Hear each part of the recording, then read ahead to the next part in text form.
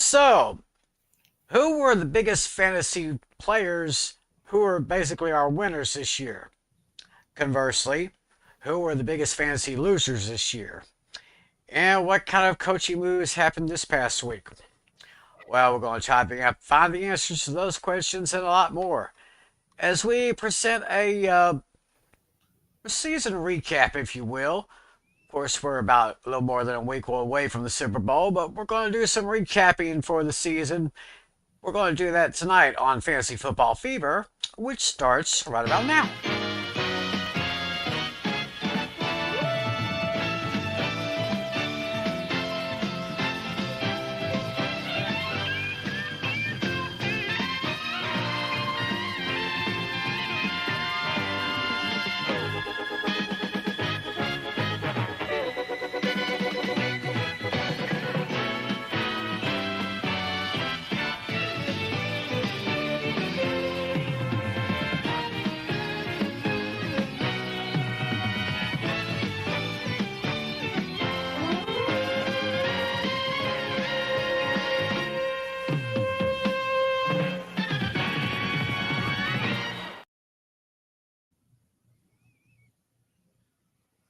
Well, hello to one and all. Welcome to another edition of Fantasy Football Fever. It is Friday night, January 31st, 2025. However, wherever and whenever you're watching, thanks for making us part of your week. Of course, you got the three big guys right here, of course. Yours truly, Tim McClellan, our league commissioner, John Natali, and the host of the Hooked on Sports podcast, Mr. John Flynn. How you guys doing? I'm doing good. It's nice to have it's a no football for a change this weekend. Unless of course you're into the Pro Bowl. Yeah, but the Pro Bowl, they've changed that up to the Pro Bowl games. They got different things going on, and nobody really watches it. I may catch a little bit of the flag football game, which will come this Sunday, but we'll just see what happens right there. So, anyway, of course, we are 9 days away from the big game, Super Bowl 59, over in the Superdome in New Orleans, Louisiana, with oh boy, the Kansas City Swifties versus the Philadelphia Chickens. Two thumbs down. Well, Yeah, if you take the lesser of the two evils, I We'll do guess. this. as far as I know, there's only one evil for the Cowboys fans, the Giants fan, and Yeah, and for in the this film. Commanders fans, yes, of course. So Yeah. it'd be a one for all of us here. But Yeah, but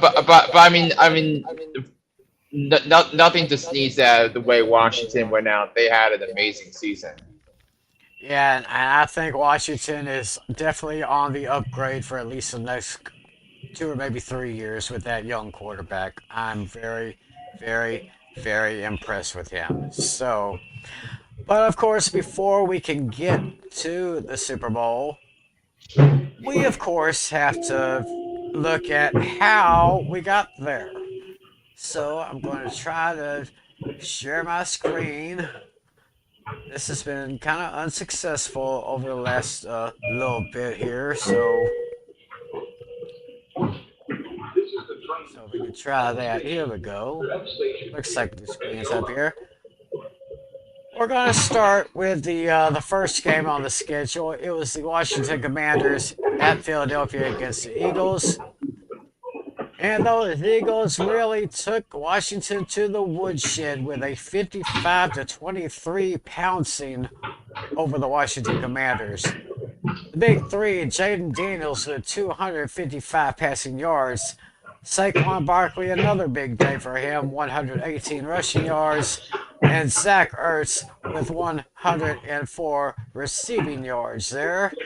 So, it was pretty much mostly Saquon Barkley on the ground, but of course Jalen Hurts did his part as well.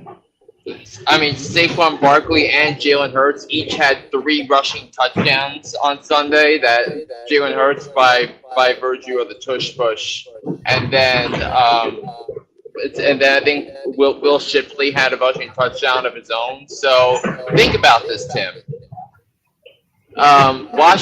Philadelphia had 7 rushing touchdowns on Sunday. That's more than the Cowboys had the whole season. I was kind of hoping you would not mention that, but I mentioned it on Hooked on Sports on Tuesday. well, yeah, you did. Yeah, you did. Of course, the truth hurts. So I mean, what can you say right there? Looking at these scores here, Jalen Hurts did, of course, very well in the passing department. 20 completions out of 28 attempts for 246 yards and 1 touchdown. Of course, there's Saquon Barkley with 15 carries, 118 yards, and 3 touchdowns. Jane Daniels carried the ball 6 times for 48 yards and a touchdown. Looks like receiving. AJ Brown caught 1 touchdown and got six receptions. Let me move that over. 6 receptions out of 8 targets for 96 yards and a touchdown. And of course, my man Scary Terry McLaurin, he did well for the Commanders with 3 receptions for 51 yards and a touchdown. So, looks like the fumbles here. 3 fumbles for the Commanders, and it cost them a little bit because they lost all 3 of those fumbles. 3 costly turnovers by those Commanders. That was not good. Yeah, and then you added a 4th one at the end, an interception. Philly turned that into a touchdown as well. So the Eagles scored 28 points off 4 turnovers. They scored a touchdown off every mistake Washington made offensively, which is it's hard to do. But to me in this game, there were 2 plays to me that defined the game. The first run was the Saquon Barkley touchdown run to start the game, a 60-yard rushing touchdown. And then just before the 2-minute warning in the first half, the Eagles had a 4th and 5 from the 45-yard line, and Jalen Hurts throws a beautiful pass down the sideline to A.J. Brown. We got pushed out of bounds for a first down with 2 minutes left, and once you had that going, I didn't do that. The game was over.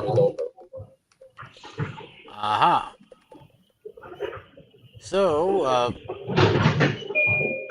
that's basically how that game went. So the Eagles are heading back to the Super Bowl once again, and they will be facing the team that they faced 2 years earlier in the Super Bowl. That, of course, was the Kansas City Chiefs. Let's get back to that one screen here.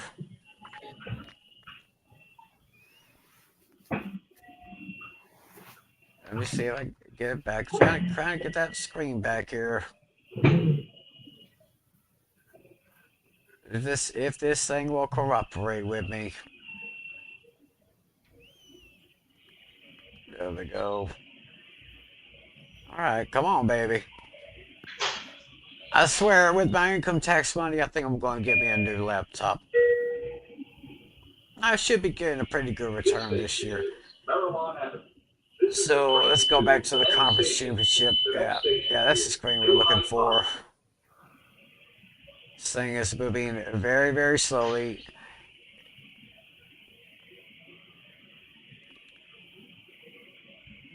As those old directors in Hollywood used to always say, come on, work with me, babe. So the Kansas City Chiefs will be going back to the Super Bowl once again. But this time, it wasn't as big of a victory as the Eagles had with the Commanders. The Chiefs defeated the Buffalo Bills on a late field goal to take the victory 32-29.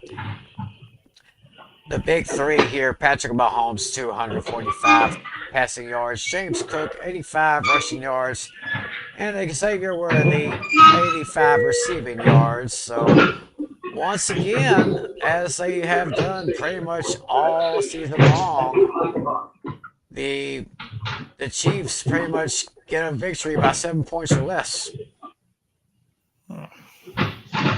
I mean, I think I have never been more mad than watching analysts cover the game than I have this week. So like they were talking like a lot about the refs and all that stuff. They were talking about the interception and no interception, the whether Josh Allen got a first down or not a first down. Like I just don't like this narrative at all. But the thing you have to admit was the Kansas City Chiefs were the better prepared. They were the better coach team, and they executed better.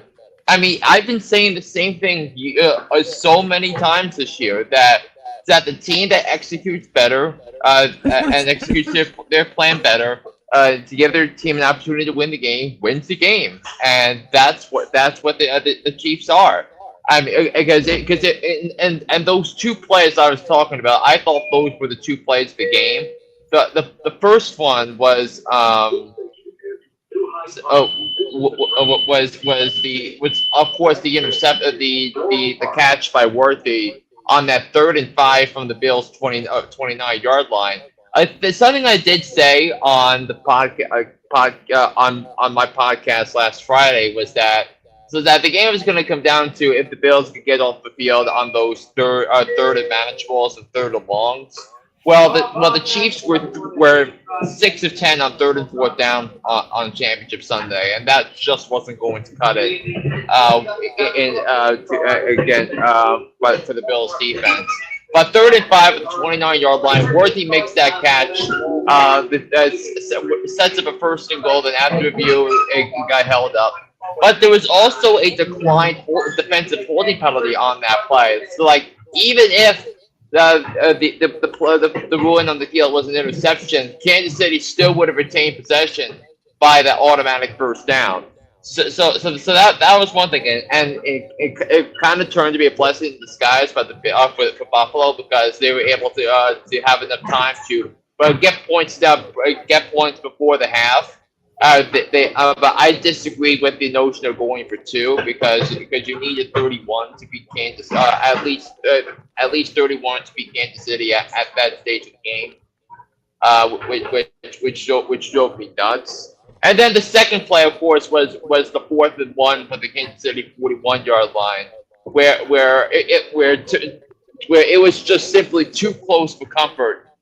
In terms of Allen picking up that 1st down, or Allen not picking up that 1st down, and once that turnover on downs happened, you knew that Mahomes was going to go down the field and score a touchdown, put the Chiefs up by 7, and then everything afterward happened the way it happened. Well, I know I'm probably going to get a lot of flack for saying this, but I believe Josh Allen did get that 1st down. I mean, but how do you? I mean, how do you know that? I mean, it's not that I know that. It's just I saw the different camera angles, and it kind of looked like he did get it, maybe by an inch or 2. I mean, it's a game of inches, as we say. But, but I think the thing is when you go to when you do evaluating and looking at film, so that Buffalo ran that exact play on 4th and 1 like several different times, and they had Allen run between the center and the left guard, and that was something the Chiefs and Spags picked up on game film, that if there's going to be a situation where the Bills needed a yard on 4th down, that they needed to stuff the left side of that box such that they can stop him. They can load up, because that's where they knew Allen was going. So on that play, the Bills needed to be more creative in order to get that 1st down. Because I thought if he converted that 1st down, I thought there was a great chance the Bills would have won that game. But it all comes down to coaching, game planning, and smarts. And when we talk about execution, That's where the Bills have fallen short time after time again. And Sean McDermott talking to the press, he's just blaming the refs for this, which is loser behavior. And the thing with Buffalo, and I said this last year, that they're not going to win the Super Bowl if Sean McDermott is their head coach. I'm sorry, that's not going to happen. Natalie, I want your opinion on this. Do you think Yeah, it's he weird. Yeah, actually I really was thought it was a robbed of first down that? too. Because yeah, right from the gate, the first ref, the very first ref, right out of the gate, he pointed first down. The other two refs were like, "Wait a minute, no, no, no, 2 against 1, we're overruling you." I don't know why they didn't measure to begin with. I mean, they should have measured they should measure to see what the I mean, but the thing is, like, the first down marker line was exactly the 40-yard line. So that if it was like the 39.5-yard line, they probably would have brought the chains out. Yeah, well, unfortunately, it did not go Allen's way. Didn't quite go the Bills' way. Chiefs get that field goal. Let's see some other numbers here. Josh Allen, he went 22 of 34 for 237 yards and 2 touchdowns, but he was sacked twice for a total of 10 yards. Kareem Hunt from the Chiefs had 17 carries for 64 yards and a touchdown. Mahomes did very well helping his own cause. He carried the ball 11 times for 43 yards and 2 touchdowns. James Cook, like I said, 13 carries, 85 yards, and 2 touchdowns. As far as the receivers are concerned, Xavier Worthy's the 85 yards on 6 receptions with 1 touchdown. Mac Hollins, nice young player for the Bills, 4 targets, 3 receptions, 73 yards, and 1 touchdown. And Curtis Samuel, a name that we have not really mentioned much all this year. He only got that one catch for that 4-yard touchdown, but he was targeted 3 times. And but of course it was 4 fumbles, 4 fumbles by the team.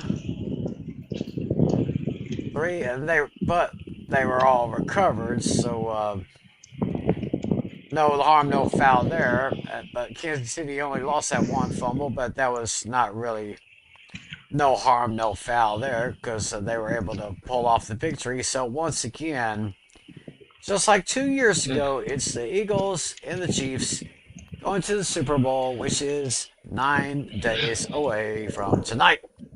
Yeah, and also two other things from that game plan perspective. Number one, I was surprised Buffalo didn't run the ball as much as they did in the first half, because if you saw right away on that opening possession that Josh Allen looked nervous, he looked rattled, he made some uncharacteristically bad throws. He was lucky he wasn't intercepted on that 3rd and 10 play. And then at the end, that on that last drive, why wasn't James Cook on the field at all? So that kind of concerned me. That was unacceptable.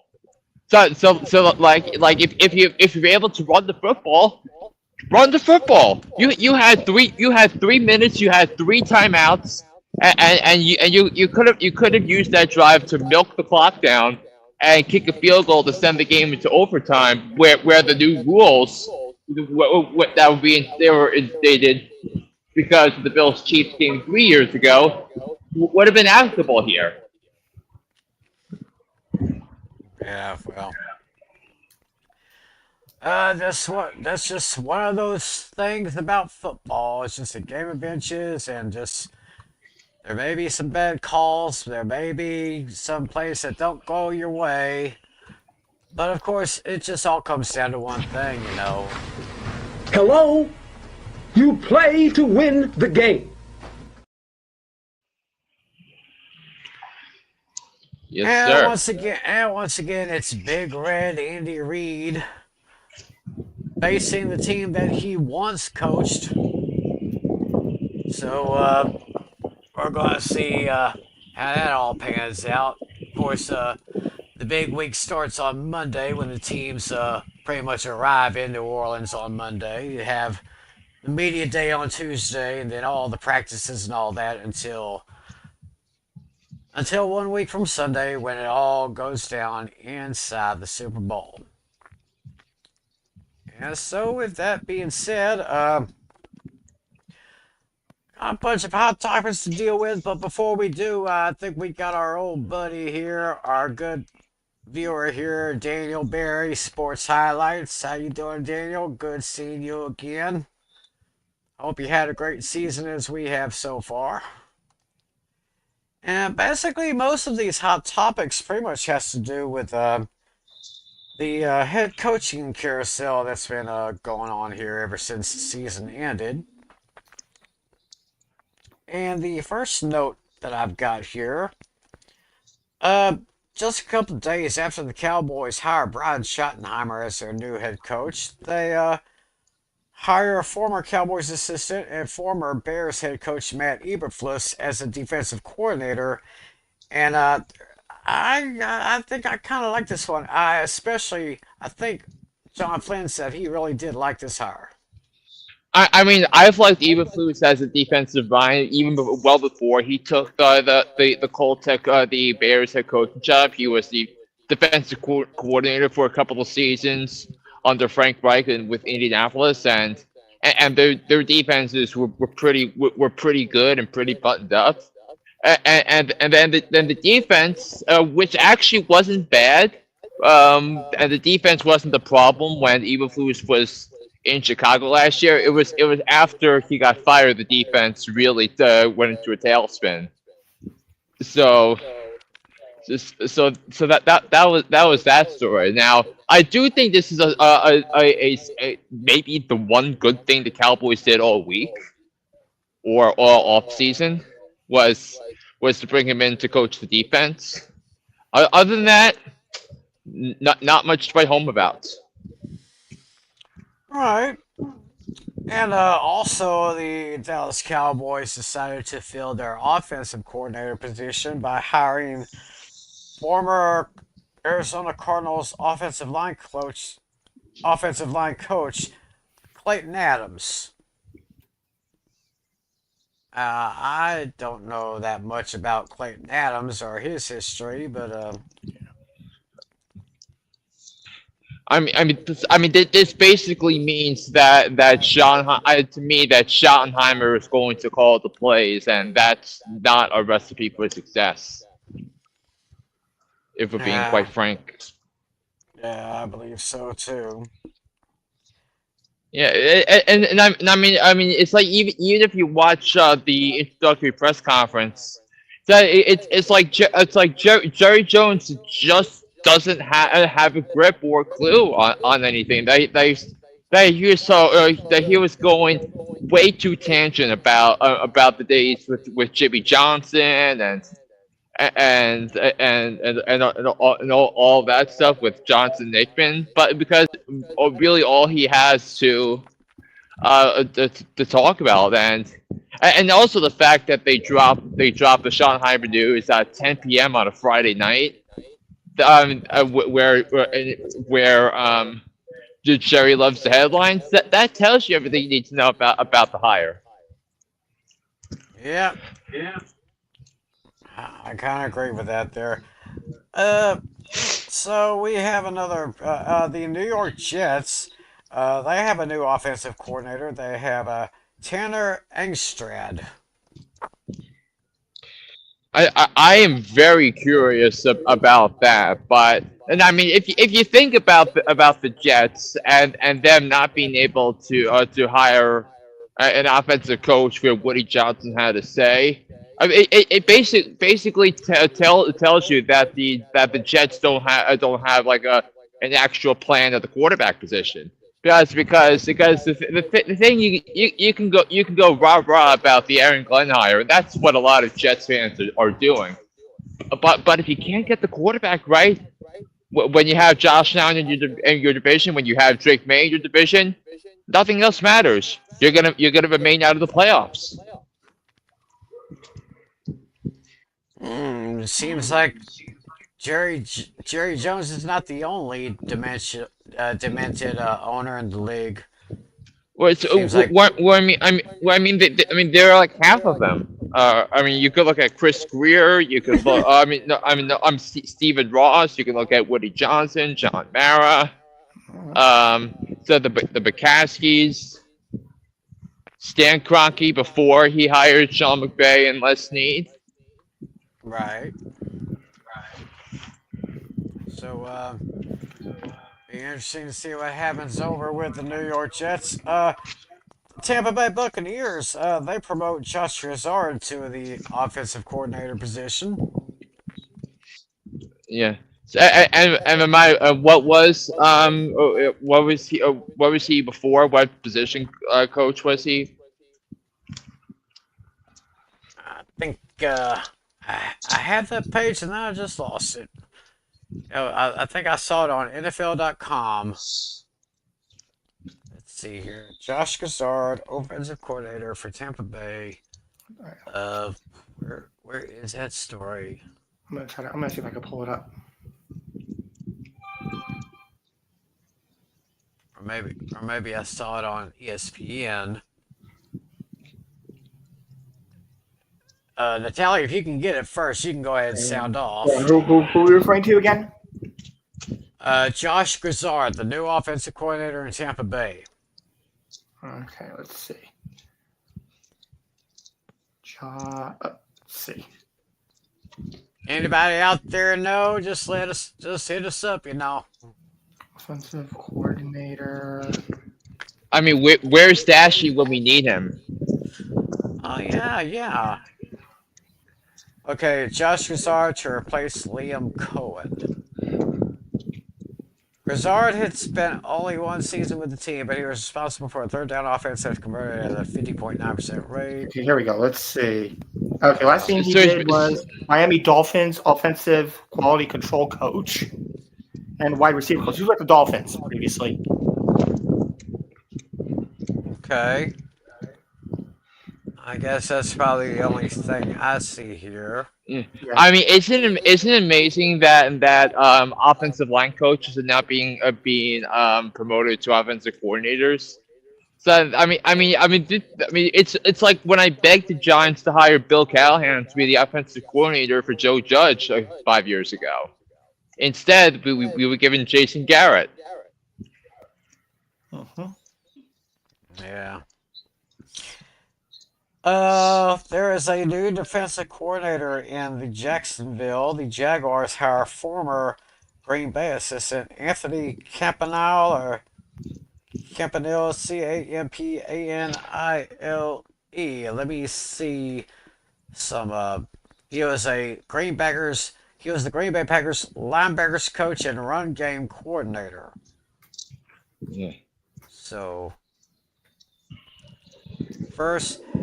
It says here Campanile had spent the past 5 seasons as an NFL assistant coach, first with Miami Dolphins as linebacker coach from 2020 to 2023, and then with the Packers last season. Yeah. So that's what I see there. And also, I think the Chicago Bears hired their coordinators over the weekend. I know the offensive coordinator is just 28 years old. He was Declan Doyle was the Broncos tight end coach last year, and he is the son of disgraced Iowa strength and conditioning coach Chris Doyle. But basically what that means is that Ben Johnson's going to call the plays in Chi-Town. Yeah, so we'll see how that works over there. And yes, there is still one head coaching job still available right now, and that's with the New Orleans Saints.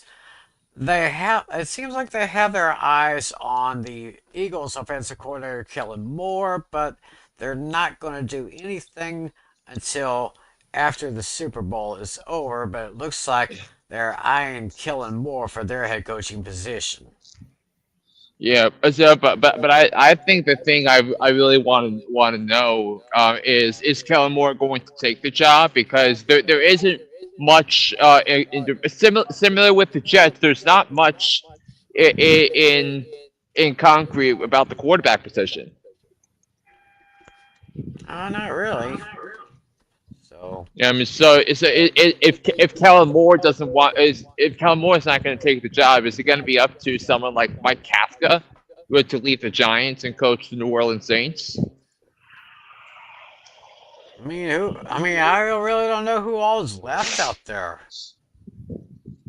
Which is why I'm a little concerned about the Saints because they need someone and they need to build a coaching staff, and some of the better position coaches are leaving to join other teams. Right.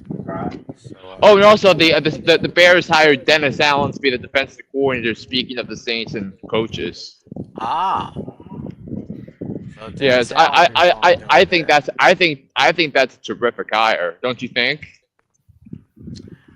I don't think that would be a.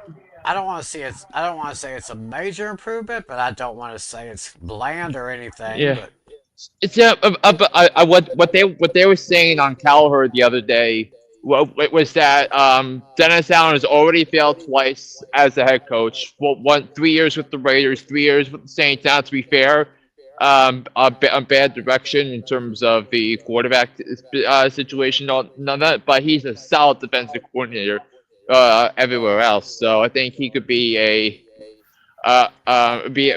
bring stability to Chicago for the defense. yeah, so it looks like the Bears are already starting to rebuild a little bit from the inside, and we'll Yeah. see if it all works out in the 2025 season. Yes. A little bit of disturbing news coming out of the NFL this week. Baltimore Ravens kicker Justin Tucker.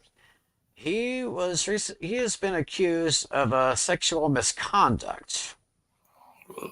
It's going on to I think going on with some massage thing here going on. Let me sip the news once again.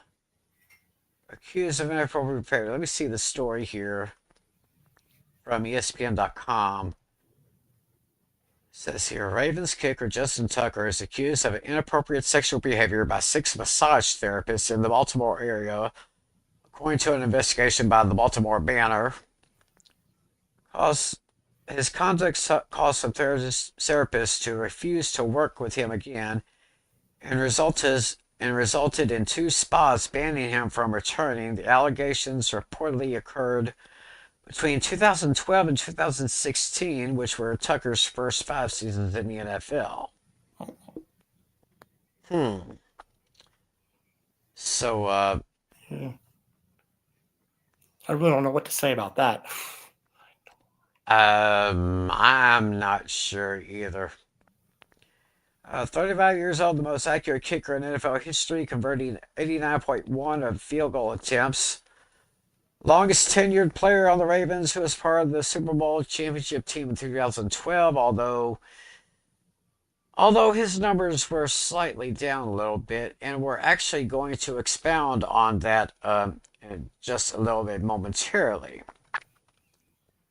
But as far as other hot topics, I don't see anything else as far as really. I saw one more hire somewhere. Let me pull it up. It was from the 29th, just a couple of days ago.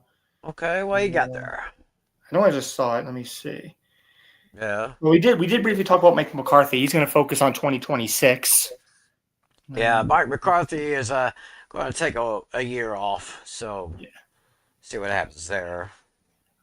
No, we already mentioned that. Steve, Patrick Graham is returning as the Raiders defensive coordinator.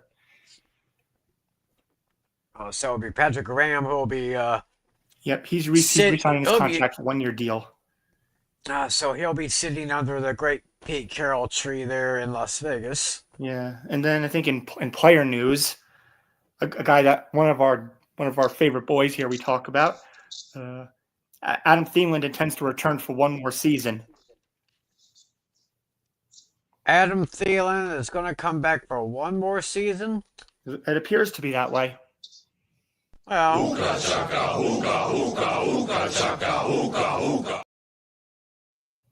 So we'll be able to use that for at least one more year. at least one more year. That will be nice. So, so I guess that's pretty much the hot topics that I can go with. While Yeah, John Flynn is going to be transferring now momentarily.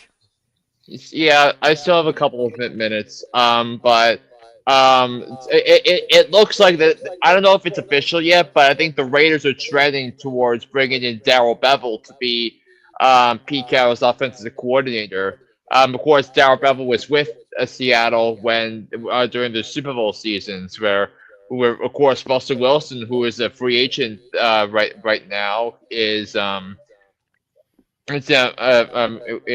available to sign and once the league year starts. So it very much looks like Russell Wilson's going to go to the Raiders, and it might behoove the Steelers to try and sign Justin Fields for a couple of years to be a bridge quarterback to the future.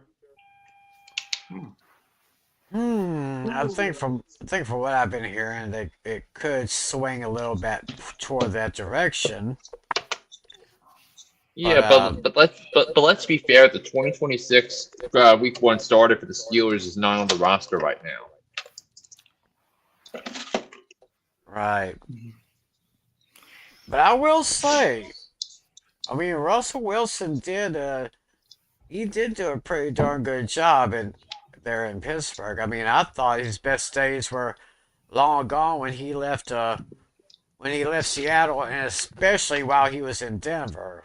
I mean, the way he couldn't really see eye to eye with Sean Payton over there. So, but if Russell Wilson does go, I wish him all the best of luck. And for Justin Fields, hopefully he learned a lot of something, and hopefully they can get the Steelers back to the playoffs next year. So, I guess since we don't have any games to predict right now, I guess we can go ahead and do the trivia question now, and then we can go over to our little featured segment that we came up with just recently. Yeah, sure. Yeah, Yeah, I didn't prepare one this Alright. week, so yeah, I think it might be just yeah. you, or Flynn has one too. It's just you, Timmy. Okay, so it's time for the tough trivia, but and so far this season, I guess my tough trivia questions really haven't been all that tough at all, because you guys have been doing pretty good this year. So here is this week's trivia question. Of course, we got the Super Bowl coming up in 9 days. So the question is, which two teams combined for the lowest score in Super Bowl history? Which two teams combined for the lowest score in Super Bowl history? Ah, I know I've seen this before. It was one of the earlier ones. I know you've seen it before, Natalie. Yeah, I'm sure you have, but we'll let you guys and everyone watching, we'll let y'all ponder that for a moment. But right now, we have a little special feature that we want to show you. Each of us made our picks recently in the last couple of days. We came up with a list of 10 fantasy winners who we thought were the best fantasy players this season. And we also came up with a list of 10 of the biggest fantasy losers or fantasy duds, if you will. And I mean, so it's really 5 of each. 5 of each. So it's 5 fantasy studs and 5 fantasy duds, if you will. And we're going to go ahead and get started with my picks for the big fantasy winners this year. Couple of these are going to be pretty much obvious here. The first one, of course, is at quarterback Lamar Jackson. I mean, you see all those numbers right there: 4,172 passing yards, 41 touchdowns, and only 4 interceptions. And of course, he also did pretty good with his feet. 915 rushing yards, which of course led all the quarterbacks this year, and with 4 rushing touchdowns. And according to ESPN, he scored 430.38 fantasy points with an average of 25.3 points a game. So that was pretty much an obvious pick right there. I picked 2 running backs also on this list. My first one is Jameer Gibbs from the Lions. 1,412 yards rushing with 16 touchdowns and a nice 5.6 yards per catch, or yards per carry right there.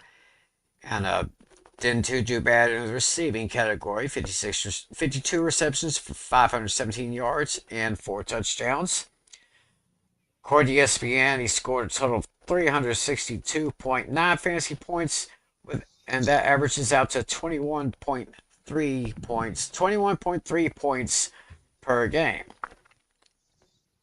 Now, of course, I had to put Saquon Barkley on this list. I mean, that guy was totally unbelievable. I mean, total yards rushing and receiving 2285. And 2005 of that was just rushing alone. He had 13 rushing touchdowns, 2 receiving touchdowns, 33 receptions for 278 yards, scored 355.3 total fantasy points with an average of 22.2. Excuse me. I put one receiver here, Jamar Chase for the Bengals. 127 receptions for 1,708 yards, 17 touchdowns. Had a total score of 403 fantasy points even, at an average of 23.7 per game. And my tight end, a name that has been mentioned a lot this year, Brock Bowers, who, if there was an award for AFC Rookie of the Year, I would definitely give it to him. Brock Bowers, I think Flynn made a slight error for that one. He put the Commanders Yes. list, but he actually Yes. plays for the Raiders. Correct. 112 receptions for 1,194 yards, 5 touchdowns. He also carried the ball 5 times for 13 yards. Scored a total of 262.7 fantasy points at 15.5 points per game. So that was pretty much my pick for the fantasy winners, or as I would like to say, fantasy studs. Now, let's go to my fantasy duds for this year. And it starts with Kirk Cousins, quarterback for the Atlanta Falcons. He did have 303 completions out of 458 attempts for 3,508 yards, 18 touchdowns, but 16 glaring interceptions. Averaged 13.7 points per game. And according to ESPN, he scored 176.32 fantasy points. Had 2 fumbles, so not a good year for Kirk Cousins. So I guess looking back now, the drafting of Michael Penix Jr. was justified. The running backs I have, Breece Hall. I mean, he's kind of a disappointment this year after a great season last year. 209 carries for 876 yards, 5 touchdowns. He caught the ball 57 times for 483 yards and 3 touchdowns. He had 2 fumbles. Total of 240.9 fantasy points at 15.1 per average. My other one, Other running back Travis Etienne for Jacksonville, 150 carries, 558 yards, 2 touchdowns, with 39 receptions for 254 yards and 1 fumble. Only 130.2 fantasy points total for the year at an average of only 8.7. One of the biggest disappointments on this list is my wide receiver Chris Olave from the Saints. Very well last year, but this year was a down year. 32 receptions, 400 yards, just 1 touchdown and 1 fumble. 76.7 total fantasy points, only 9.6 average for the year. And a slight disappointment year for my tight end Dalton Kincaid for the Bills. 44 receptions, 448 yards, 2 touchdowns. And he only finished in the top two. He only finished 2 times in the top 10. According to ESPN, he scored only 100.8 fantasy points and an average of 7.8. So basically, those were my fantasy winners and losers right there. Anything stand out to you? I mean, I think the Jahmyr Gibbs case is pretty interesting because if you think of what of Jahmyr Gibbs, because I think once Montgomery got knocked out because of that injury, that's when his work will began to take off, and he took that and he played at a higher level than he did before. I think Jahmyr Gibbs, Dave Montgomery both finished I think in the top 20 in terms of fantasy running backs. So yeah, I think if it was just standard scoring, I think Jahmyr Gibbs would have been like number 3 or number 4 on that, because he did have 52 receptions, so which is like 50 points basically. So you factor that in.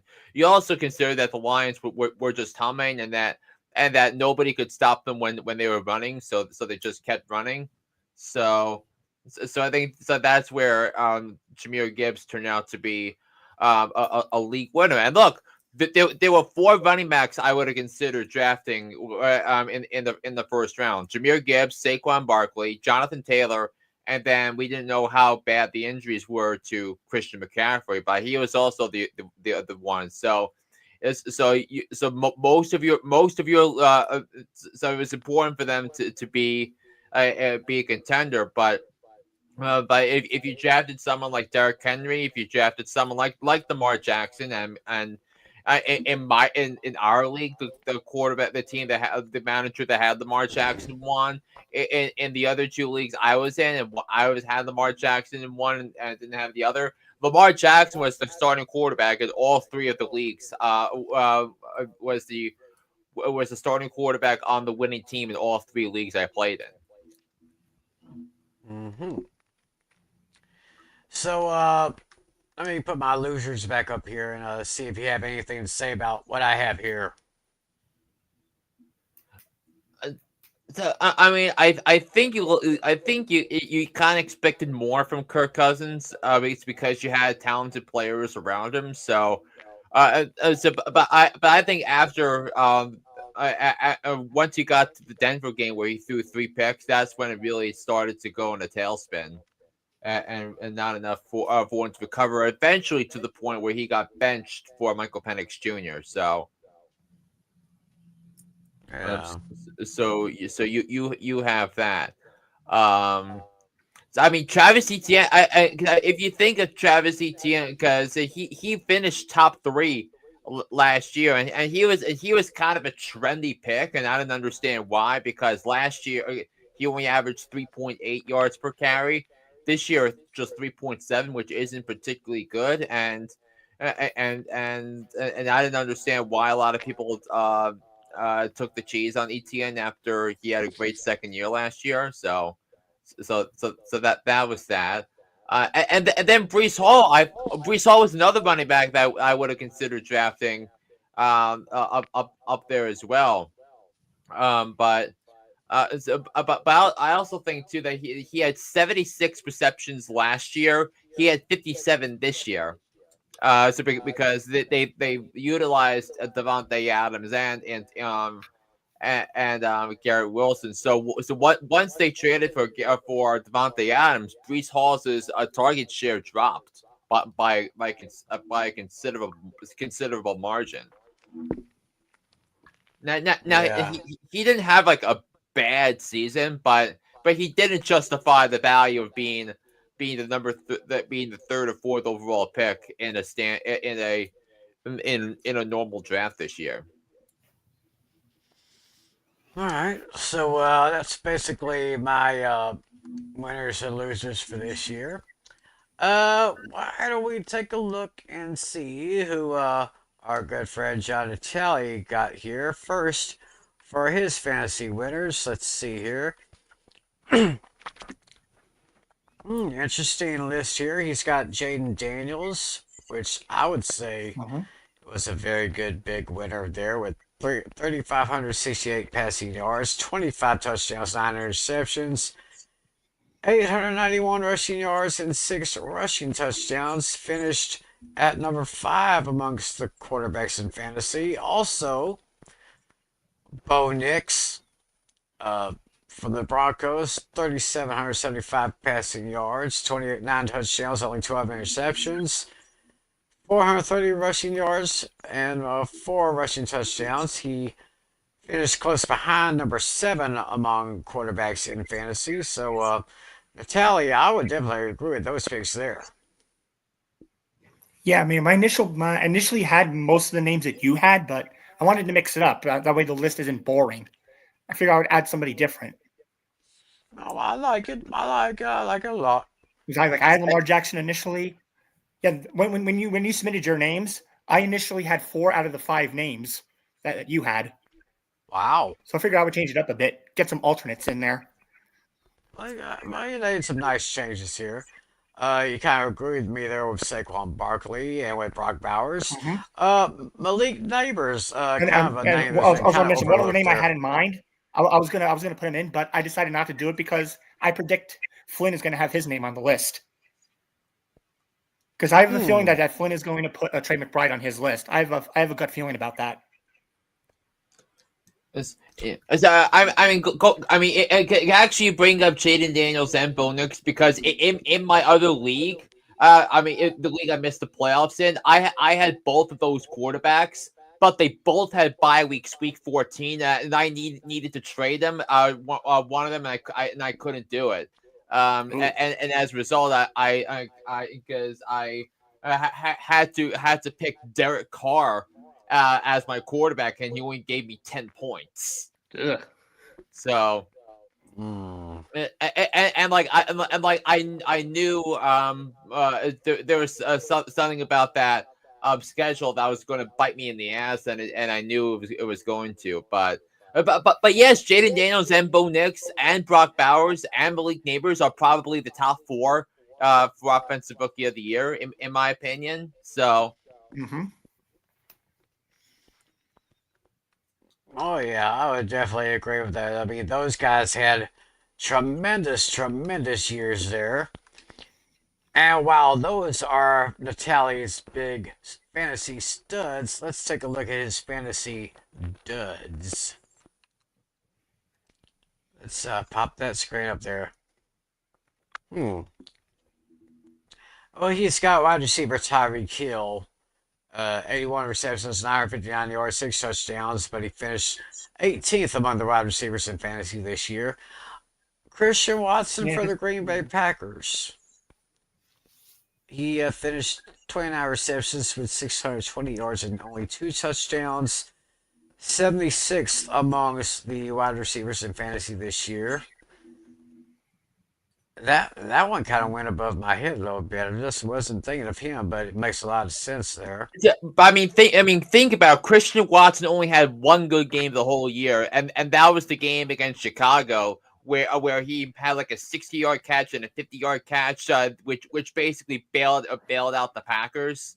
It's because the team did not play that game well, and it was because it was his catches that set up the key scores that were needed to have a lead. Where of course they blocked the field goal at the end, and that was when everyone started calling for Matt Eberflus's head in Chicago, but this was Jaden Reed, this was Romeo Dobbs, this was Dontavian Wicks. The thing about the Packers was that because they were spreading the ball and because of the season Josh Jacobs was having, said that it was hard pressed for the Packers to go and to rely on one particular receiver, and Watson got the short end of the stick on that in Green Bay.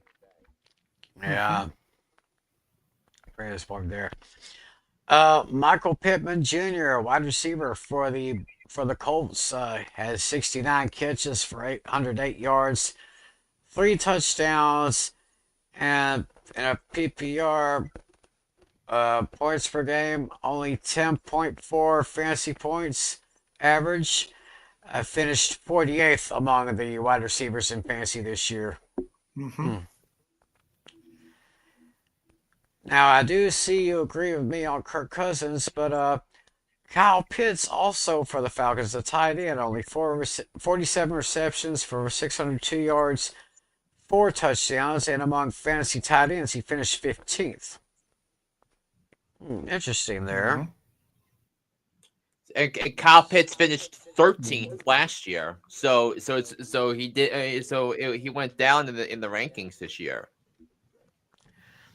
Slightly down in the rankings, but I was expecting a lot more from him. He definitely disappointed. now the Falcons will go into 2025 with Michael Penix Jr. as their starting quarterback. So we'll see what all happens there. Now you've seen my list for studs and duds. You've seen Natalia's list for studs and duds. Let's take a look at Flynn's fantasy studs this year. And we got running back Chase Brown for the Bengals. 1,350 all-purpose yards and 11 total touchdowns, ranked number 10 among the running backs in fantasy. Nice choice. He was definitely a workhorse for the Bengals this year.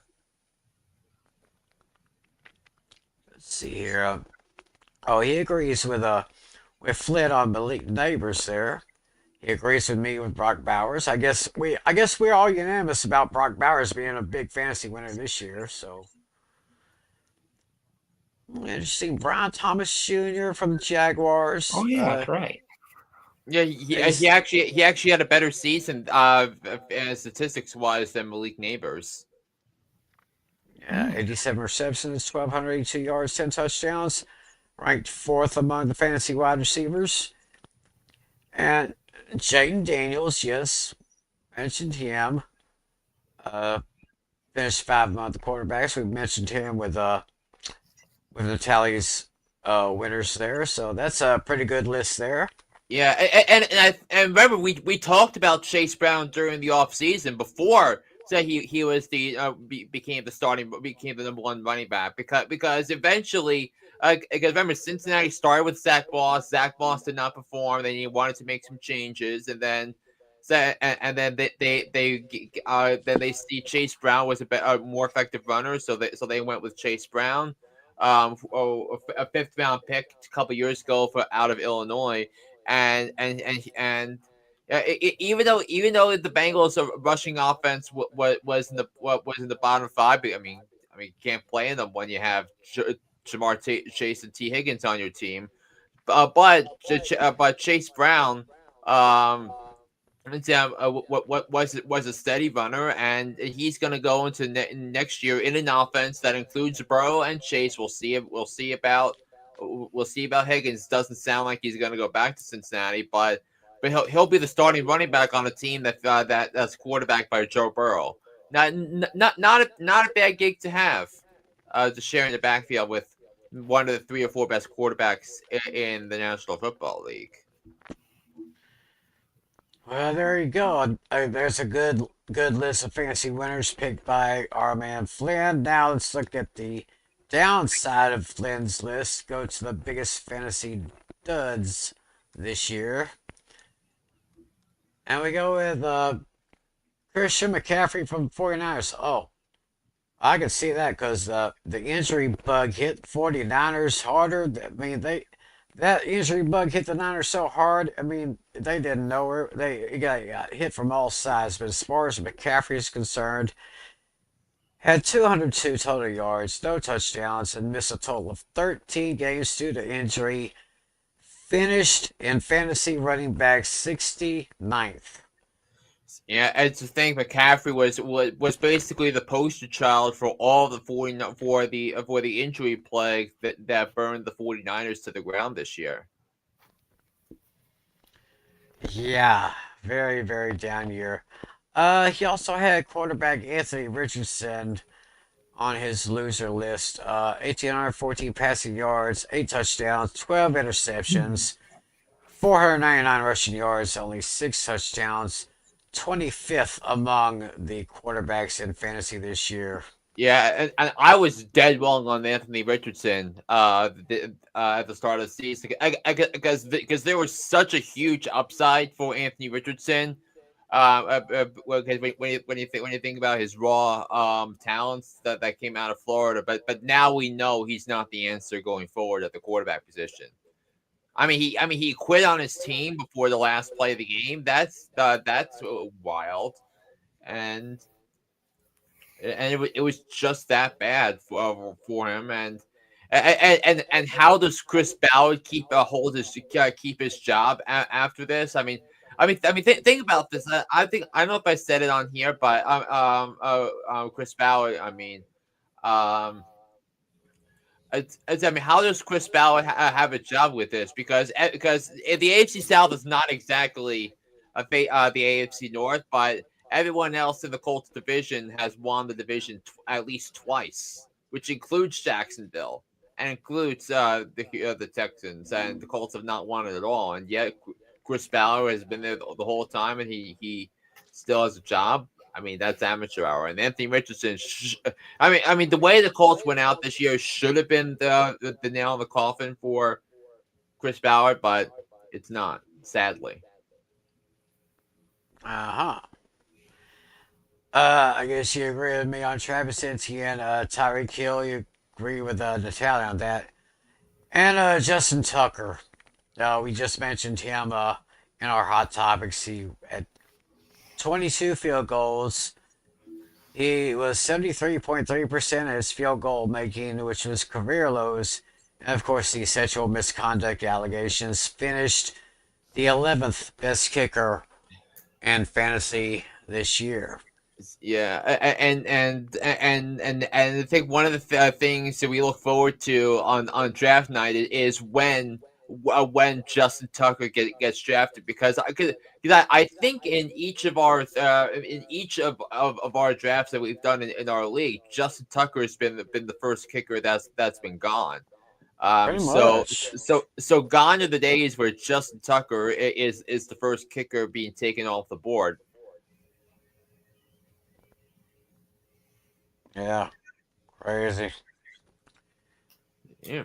So that's yeah, those are pretty much our fantasy winners and losers for this year. So be interesting to see what's going to happen for next year. So I guess we can go back to the trivia question. And speaking of trivia, here's our man Dashy. His trivia question. Jalen Hurts is starting in his second career Super Bowl start.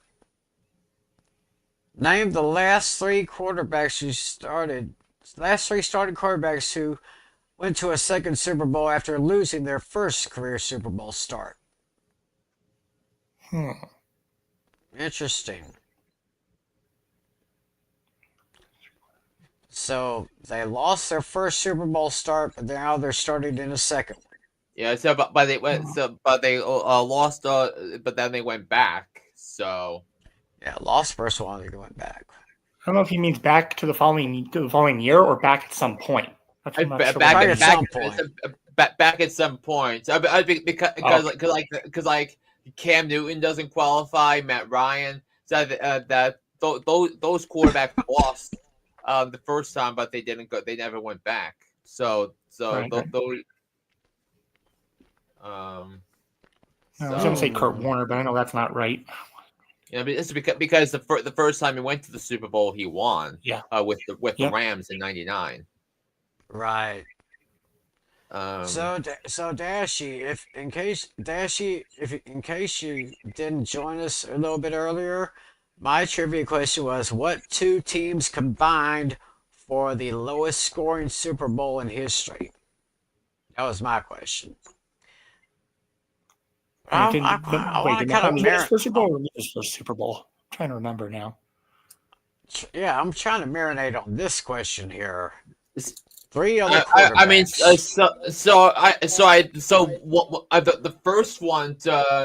the first ones to do it were Len Dawson and Bob Greasy, but I don't know if that's more recent.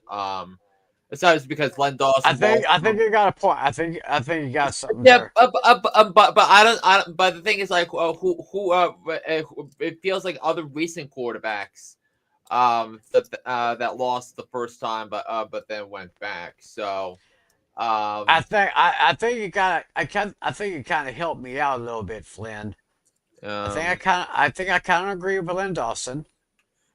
I agree with Bob Greasy. But do they fit the question though? Right.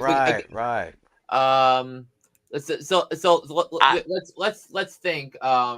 Roger Staubach. So didn't Craig Morton start that Super Bowl against Baltimore? It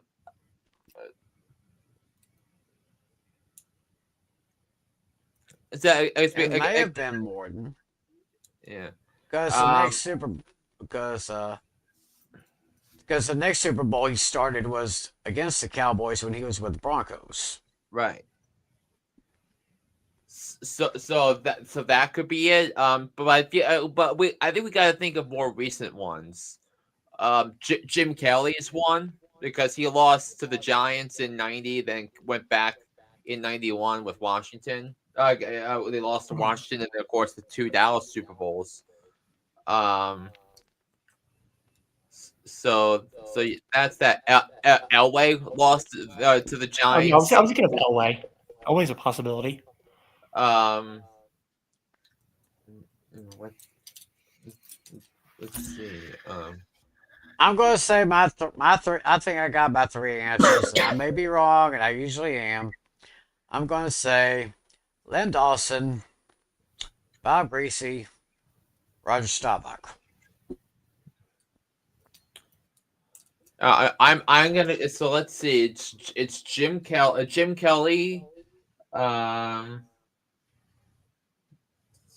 see.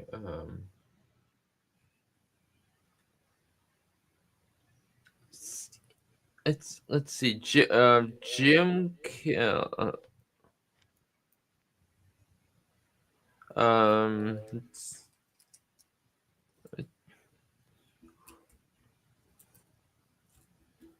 Yeah, I'm gonna go Jim Kelly. I'm gonna go. I'm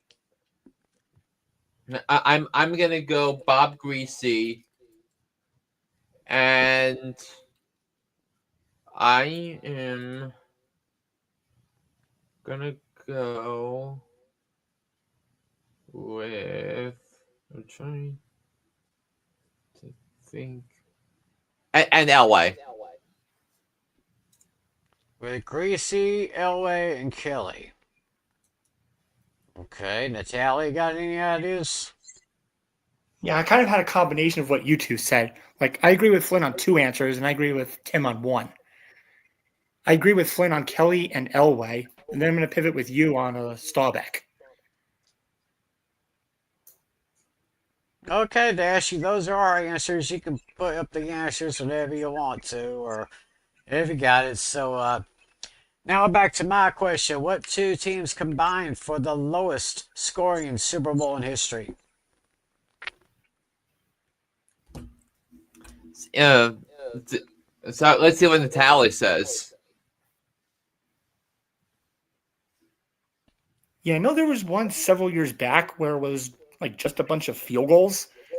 Yeah, I know. I believe the Rams were in it. I just don't remember who they played. That's the only thing.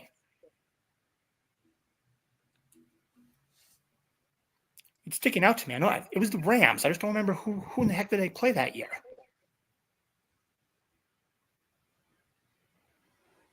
No, it wasn't the No, it wasn't the Bengals. That was just recently. I was talking about the one before that. Who the heck did the Rams play that year? Oh, It's a, oh, New England. yes. Tom Brady's first Super Bowl, I believe, right? I think his last Super Bowl with the Patriots before he left for Tampa. So Natalie says it was Okay, the I think I had the Rams right and the team, just the wrong Patriots. year. So Natalie says it's the Patriots and the Rams, and Flynn says So the Patriots Rams game in the one where it was 13-3. That was the score of that one. well, guys, y'all got me again. Hmm. Yes, it was Super Bowl. It was Super Bowl 53, and in New Orleans. No, it wasn't in New Orleans, was it? It was in Atlanta where they just had the Notre Dame Ohio State game. Yeah, Atlanta, Mercedes-Benz Stadium in Atlanta. The final score was 13-3, and the only scoring was Gutowski with a 42-yard field goal. Greg Zerline had a 53-yard field goal. Sonny Michelle with a 2-yard rushing touchdown with the extra point by Gutowski. And then Gutowski with another field goal, which made the final score 13-3. So, yeah. Yeah. Super Bowl 53. It was Patriots 13, Rams 3. So, yeah. Yeah. That was a watch. Yeah, and also before we go, because just to round up other coordinator hires, Oh. the Falcons hired Jeff Ulbrich, the Jets' interim head coach, to be their defensive coordinator. Let's see the Lions hired John Morton to be their offensive coordinator. The Patriots hired Josh McDaniels to be their offensive coordinator. So McDaniel's is great as an OC. I mean, think about his days with the Patriots and that one year he coached Mac Jones to the playoffs. So the Seahawks hired Clint Kubiak to be the offensive coordinator. That was what his title was with the Saints last year. Ah. So that means that the teams that are still left to hire an offensive coordinator are the Texans, the Jaguars, and of course the Saints, who still have to fill out their head coaching situation. Other defensive coordinator hires, the Bengals hired Notre Dame defensive coordinator Al Golden to be their DCs. I think that's a fabulous hire by the Bengals because Al Golden was there overseeing the development of their strong linebacking crew in Cincinnati. So I think that's a good hire. The Indianapolis Colts hired Lou Anarumo to be their defensive coordinator. And so the Patriots hired Terrell Williams to be their defensive coordinator. The Jets hired Steve Wilkes to be their defensive coordinator. I think it's a really good hire because I think he's a good defensive mind. I still can't believe how that he was blamed for the Super Bowl loss last year. And the 49ers brought back Robert Saleh to be their defensive coordinator. Yeah. So that means the only team that means every defensive coordinator position has been filled except for the Saints, who still have to hire their head coach. Right. So Dashy's got the answer to the question. Oh. It was Jim Kelly, John Elway, and Craig Morton. Uh-huh. Yeah, Jim Kelly. Yeah, John Elway and Craig Morton. Yeah, okay. So yeah, so I remember Craig Got two out Morton of three, started. not I bad. think he started that one. Then he started his second Super Bowl, but he was with the Broncos at the time. Then John Elway got his first start, and then Jim Kelly, of course, with his. So, all right, very interesting question there, Dashy. That was a real brain buster in my opinion. But hey, thanks for your questions, and thanks for everybody. So, I guess there's not much to do left except just go ahead and put a bow on this edition of Fantasy Football Fever. But of course, as you know, we always like to give you a friendly reminder to be sure and listen to Hooked on Sports with John Flynn, wherever you get your podcasts. So he's got some stuff this week. I'll be probably tuning that in tomorrow, and of course I will be giving kind of a sneak preview for those who are interested in joining us for the Fan and Game Pick'em Show with myself, Alex, and Lucas. Of course, it's Wednesdays, 10 Eastern, 9 Central on A Pizzle 90 channel, so y'all check that out. So, only 9 days away, guys. So, I say next week we could take a look back at how we predicted how the season would go and where the teams would finish and Yeah. And like the big things we need to look out for on Super Bowl Sunday, all the specific player matchups that we need to yes, keep our let's eyes do. on, and then I suggest we do position by position, like starter comparisons. Position by position, yeah, yeah, and Right. I think advantage. you know, we should also bring in some prop bets so in terms of the game itself. It's similar to like what we did on Championship Sunday last week. Yeah, yeah, we could do prop bets if, hey, Lucas is available. If he's available next week, we'd definitely bring him in and do some of that. But of course, we'd like to have a lot of guys come in to give their picks for the Super Bowl. Yeah, So, I mean I haven't made a decision on who I'm picking yet, so that tells you something, right? right, yeah, I know. I Because mean usually I would have my decision by right before the first weekend the weekend between the games, so but not this year. yeah, I was saying to Natalie before the show went on, before you came on, it's basically the chickens versus the Swifties.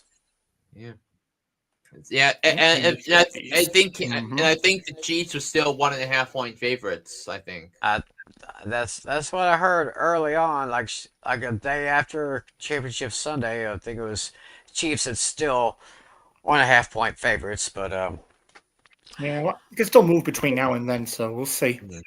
yeah, the needle could move either way. So who knows what could happen? A lot could happen between now and then. We'll get you guys caught up with that on next week's show. Next week, our big Super Bowl show, prop bets, position comparisons, and of course, our big time predictions. So I guess with that being said, we'll go ahead and And remember, just because next week's not the Super Bowl doesn't mean it's our last show. We still keep going. yeah, we go Yeah. on through we go on through the year. Yeah, and I mean, two episodes left for this season, and then we start our new season that corresponds with the league year. Yep. Afterwards. Yeah. So Yeah, we'll have plenty of off-season content. oh yeah, it's been getting better and better every year, I must say. So with that being Yeah, said, won't be we're as going many to shows, close. obviously, but yeah, we'll still keep going. Yeah. So that'll do it for this edition of Fantasy Football Fever. Big day next week. Catch Pain and Game Pick'ems, catch Hooked on Sports. in the meantime. So, with that being said, my thanks to John Flynn, my thanks to John Natale. Of course, I'm Tim McClellan. Thank you all for joining us. If you're going to watch the Pro Bowl games or whatever, you can go ahead and do that. But we'll be back next Sunday to predict the big game. Thanks for joining us, everyone. God bless you all. And as always, be a good sport. See ya.